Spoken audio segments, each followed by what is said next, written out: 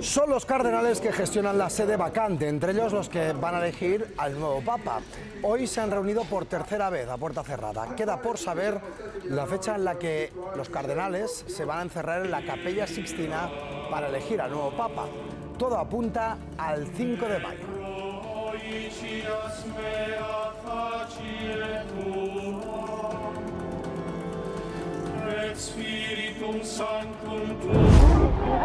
Las horas pasan, pero el fervor por despedir al Papa Francisco continúa.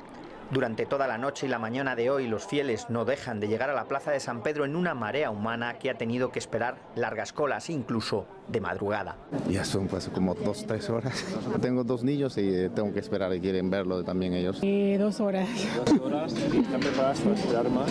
Sí, porque venimos a saludar al Papa tal vez por la última vez. Son fieles de todo el mundo y a cada uno le mueve una razón diferente. Era un líder que realmente amaba a la gente y yo creo que quería extender ese mensaje de amor verdadero y compasión, dice Lagna, una estudiante estadounidense. Era el Papa de mi era, asegura Mark, un fiel filipino, que espera su turno con el rosario en las manos. Una emoción muy fuerte. Graziana cuenta que es una emoción muy fuerte, que le rompe el corazón, pero que a la vez es un sentimiento bello que le da paz interior. Una paz interior. Otros destacan su vertiente humana. Papa maravilloso. Fue un papa maravilloso, bueno, inteligente. It was really good pope. Creo que fue un papa realmente bueno, dice David, que ha venido desde Eslovaquia y como muchos de los que han pasado hoy por la capilla ardiente de Francisco, le agradece su cercanía a los fieles. En definitiva, que haya sido un papa para el pueblo. Se vieron por última vez el sábado pasado. En ese encuentro le dijo que había vuelto a trabajar y que se encontraba bien, pero el lunes a las 5:30 de la madrugada le avisaron de que estaba muy enfermo. Sergio Alfieri tardó 20 minutos en estar a su lado como lo había hecho durante los últimos 4 años. Ha sido el jefe de su equipo médico hasta el final. Entré en su habitación y tenía los ojos abiertos. Noté que no tenía problemas respiratorios y luego intenté llamarlo, pero no contestó. No respondía a los estímulos, ni siquiera a los dolorosos. En ese momento comprendí que no había nada más que hacer. Estaba en coma. Era ancora vivo, pero era en coma. Por eso decidieron que no valía la pena trasladarlo al hospital. Además, quería morir en casa, él mismo lo decía. Alfieri también recuerda la voluntad de trabajar de Francisco en cuanto salió del hospital. Asegura que fue parte de su terapia. Es como si acercándose al final hubiera decidido hacer todo lo que tenía que hacer.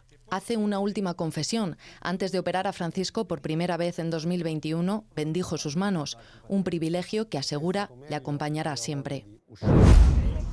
A primera hora el contrato ya estaba en el BOE, munición para la Guardia Civil que el gobierno iba a comprar a una empresa de Israel por un total de más de 5 millones de euros. En paralelo, la negociación del presidente del gobierno, la vicepresidenta Díaz y los ministerios de Interior y Defensa, que ha terminado con una decisión. El contrato se cancelaba a pesar de que la Abogacía del Estado había recomendado no hacerlo. Los socialistas quieren pasar página. Bueno, un problema solucionado. Y niegan crisis con Sumar. Dicen que los dos partidos de la coalición coinciden en su compromiso con la causa palestina. Si de algo no se puede acusar a este gobierno es de no haber estado donde tenía que estar, del lado siempre de los derechos humanos, y cuando ha habido un problema se ha resuelto. Sumar lamenta haberse enterado ayer de la formalización de ese contrato, pero celebra la rectificación. Hemos parado ese contrato. El gobierno de España no hace negocios con un gobierno genocida, como en este caso es el que está masacrando al pueblo palestino. El gobierno también se compromete a cancelar otras compras en proceso. Defensa dice que tiene 3 contratos pendientes. Uno no se va a formalizar, otros 2 sí seguirán adelante. Se comprará un componente tecnológico que solo fabrica Israel y que, según Defensa, necesitan las empresas españolas que hacen un tipo de lanzacohetes y misiles. Si las auditorías son tan buenas, ¿por qué no ha hecho ustedes ninguna? Les voy a sugerir una. Sí, hombre, la factura de la comida del Ventorro, una auditoría sencilla, un documento. Pónganla ustedes encima de la mesa. Yo vengo en son de paz, pero, en fin, lo peor que pueden hacer ustedes conmigo es excitarse. Porque entonces igual me excito yo también. Es hora de avanzar con toda la determinación hacia un modelo industrializado de la edificación. Trata de construir más, mejor, vivienda rápida y también asequible, y ese es el propósito. Estas son las líneas maestras del PERTE de la vivienda que ha presentado el presidente en la Feria de la Construcción Rebuild en Madrid, un proyecto estratégico que contará con una inversión pública de 1.300 millones de euros hasta 2035 y que prevé construir de forma industrializada 15.000 viviendas al año. La semana arrancaba con la bolsa en rojo. El principal índice de Wall Street perdía más de un 10% desde que Trump volvió a la Casa Blanca. Y los comerciantes le decían que temían ver sus estanterías vacías por la guerra comercial. El martes Trump suaviza el tono. Dice que los aranceles a China son demasiado altos y que van a bajar considerablemente. Otra cosa que inquietaba a los mercados: sus amenazas de despedir al presidente de la Reserva Federal. Trump también da marcha atrás. En solo 24 horas pasa de decir que si quiere puede echarlo de inmediato a decir que no tiene intención de despedirlo. El miércoles las bolsas suben. Trump sigue diciendo que todos los países quieren negociar, pero cerrar decenas de tratos comerciales en cuestión de días es algo que nunca se ha hecho. Si no lo consiguen, dice, fijará él la cifra final de los aranceles en 2 o 3 semanas. La batalla más dura con China. Los periodistas preguntan una y otra vez, ¿cuándo piensa bajarle los aranceles? Eso depende de ellos. ¿Están negociando activamente?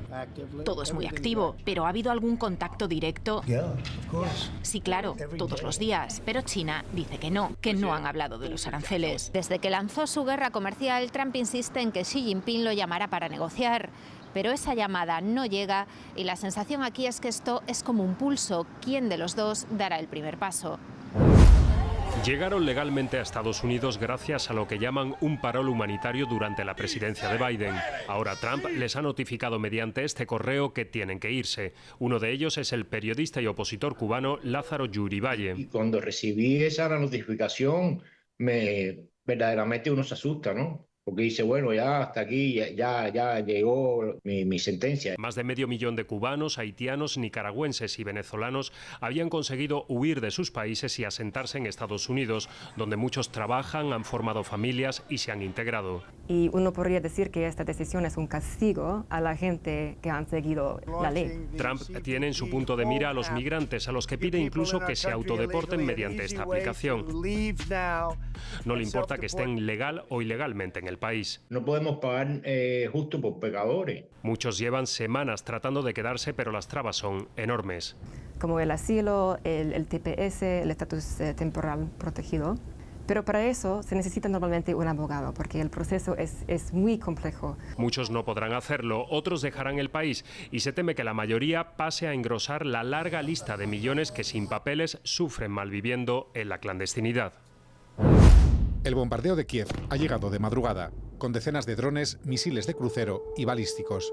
Al menos uno ha caído en una fábrica, otros han impactado en edificios residenciales. Los vecinos apenas han tenido tiempo para refugiarse.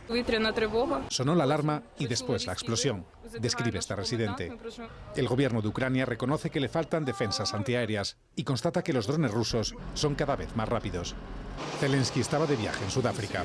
Vuelve antes de tiempo por el ataque a Kiev, mientras pide un alto el fuego y considera que ya es suficiente concesión negociar con una Rusia a la que llama terrorista. Saboteador, le responde el Kremlin, alineado con el plan de Washington para poner fin a la guerra. Que Kiev renuncie a la OTAN, a Crimea y a los territorios ocupados por Rusia, o que asuma la devastación total de Ucrania. Trump confirma que ya tiene un acuerdo con Moscú e insiste en la presión a Zelensky. Pensaba que iba a ser más fácil negociar con él, dice el presidente de Estados Unidos. Mientras, los ejércitos de Rusia y Ucrania se baten con pequeños avances y contraataques en toda la línea de frente. Moscú hace propaganda de su mayor cañón.